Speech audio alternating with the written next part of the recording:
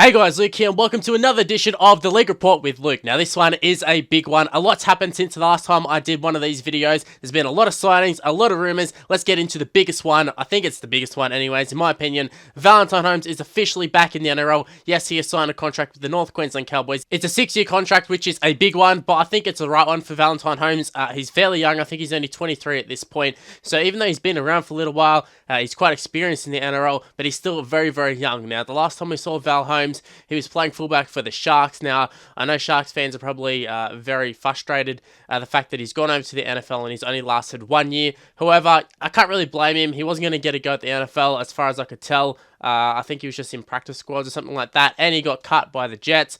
So him returning to the Cowboys, it seemed like the most logical move. The Cowboys, they need a star player. The backs have been very lackluster as of the last few years. They've got rid of a lot of players. The only problem I see for them is the fact that they've went out and I'm not going to say Scott Drinkwater's a marquee signing, but he was definitely a pretty big signing, at least at the time. It was a mid-season signing.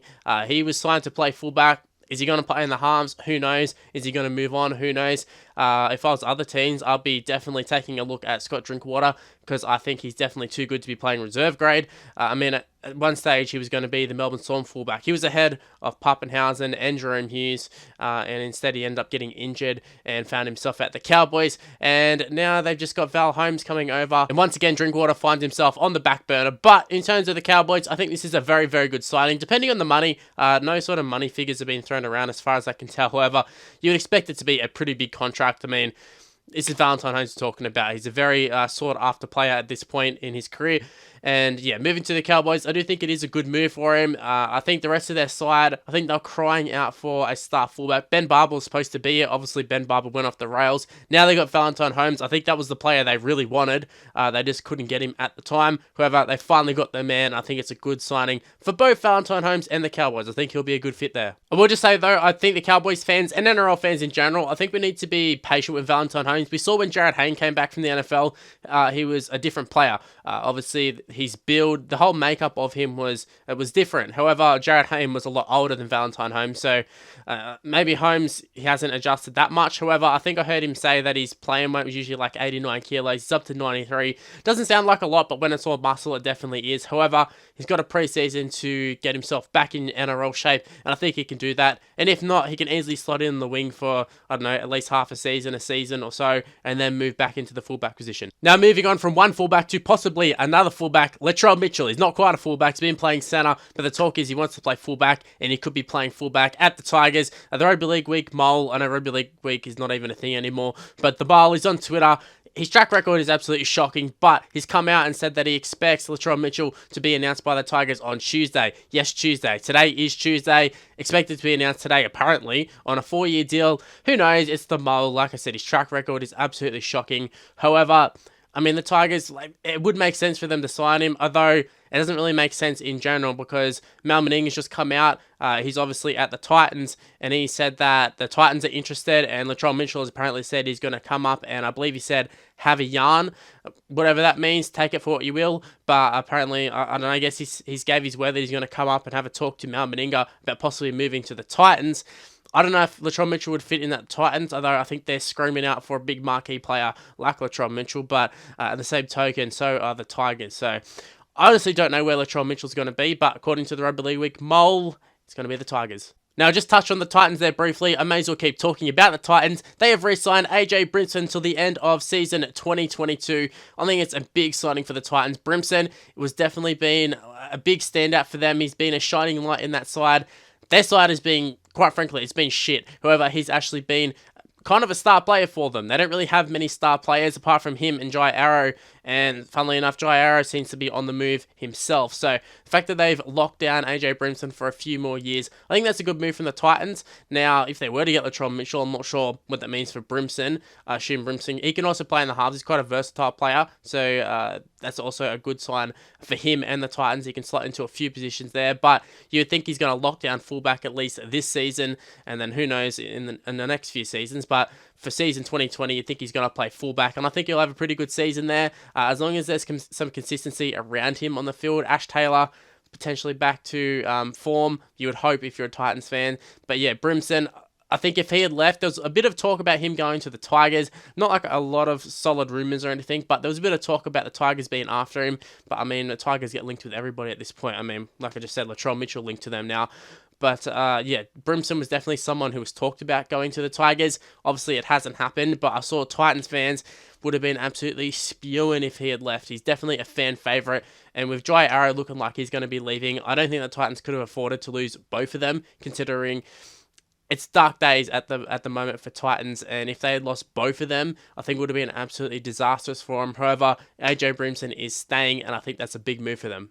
Now into our next story, Kurt Capewell has signed with the Penrith Panthers. Now I think this is a big loss for the Sharks, but I think it's a great signing for the Penrith Panthers. It adds to Coruscant. I think Coruscant was a good signing for them. I think he will add a lot to the team. Then you're adding Kurt Capewell, and I think their forward pack looks outstanding. Now even though I'm talking about the forward pack, Capewell's another one who's quite versatile. They already have Isaiah Yeo who can sort of play second row and center fairly decent, but then Capewell can do the same as well. And also Capewell, who's on the cusp of making his Origin debut. He is a very, very good player, probably a bit underrated to be honest, but at the Sharks, he was kind of just another second rower. Obviously, he was quite good, he's quite versatile, often found himself in the centers due to injuries and that, but he was never going to get a starting gig, not with Nakora there. Nakora's obviously just made his New Zealand debut, and then Wade Graham, we all know how good Wade Graham is in Australian international Origin player. He's so good. So there wasn't really a spot for Kurt Capewell. I think Capewell's too good to be a bit part player, and that's why he's gone to Penrith. I think he's going to get a good opportunity there. You have Kickout there, you have Isaiah Yeo. They have a lot of good young forwards there, and I think he'll fit in perfectly. Now, we just got done talking about Capewell being a good signing. The next signing, not so much. It's Brodie Croft to the Broncos.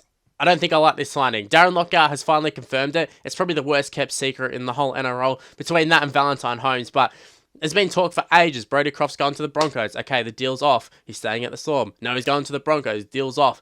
It's finally happened. Darren Lockyer confirmed it. There's been no talk about how many years is on his contract or how much money. You'd think maybe the money's not huge or anything, but who knows? I mean, he's a young player.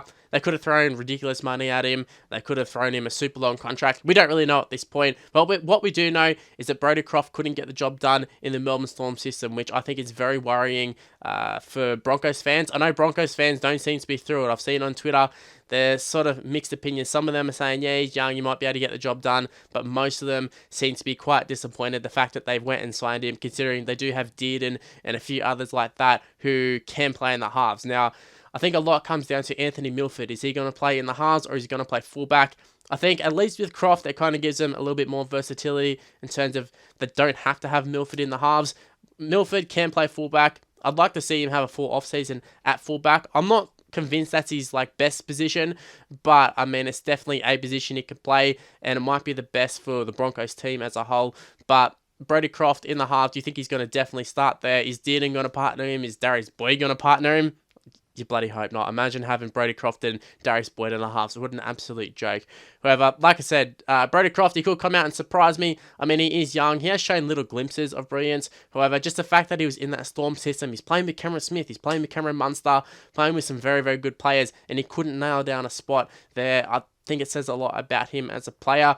But hey, it wouldn't be the first one to come out and surprise me. Now we move on to the last story that I'm going to be talking about in this video. Radradra apparently not coming back to the NRL. Now, I know there wasn't a lot of talk about him actually coming back to the NRL. I know there was a little bit. Some talk about him coming back to the Eels, coming back to, I think, the Bulldogs were mentioned, probably Tigers. But the biggest one was the Rabbitohs. Now, there's a lot of talk about him coming in, maybe taking up some of that Sam Burgess money. However, it doesn't seem like it's going to be happening because a big club in England apparently is after him. And I say a big club, I mean a big rugby union club. They got the rugby union money. I think it was from Bristol, something like that. Apparently they're offering him like a $3 million 2-year deal. And that's just something the NRL can't compete with. Even in terms of the Toronto Wolfpack, there was talk about him going there as well. I don't think even they could compete with that. They're just throwing all that money at Sonny Bill. I don't think they can throw all that money at Radradra as well. And yeah, I can't blame Sammy if he takes the money. Good for him. I think a lot of the talk was that he was a bit homesick and wanted to come back to Australia. However, I just can't blame him. If you're getting offered that sort of money, you've got to take it. $3 million is nothing to sort of just look over. So yeah, Samuel Radradra, I highly doubt he'll be back in the NRL anytime soon. Expect him to take that deal, if that's definitely the case, if he's actually been offered that, because apparently that was just the first offer. He hasn't even negotiated or anything. So yeah, Yeah, that's crazy money for what was essentially an NRL winger. He's not going to make that money in the NRL. Just take it, Sammy. Anyway, guys, that's another edition of the League Report with Luke done. Leave in the comment section below. Are there any stories or rumors you want me to talk about that have happened in the last few days? Leave in the comment section below. Also, what are your thoughts on all these stories? Do you think Val Holmes is a good signing? Do you think Brodie Croft is a good signing? Etc, etc. Just leave in the comment section below. Also, while you're at it, go ahead and follow me on social media. It's on the screen right now. It's Mr. Luke on YT. That's my Instagram and Twitter. My Facebook page is also in the description below. And Mr. Luke on YT is also my Snapchat. Go ahead and give me a follow on that. Anyway, guys, that is the end of the video. Hopefully you did enjoy it. See you in the next video. Bye, guys.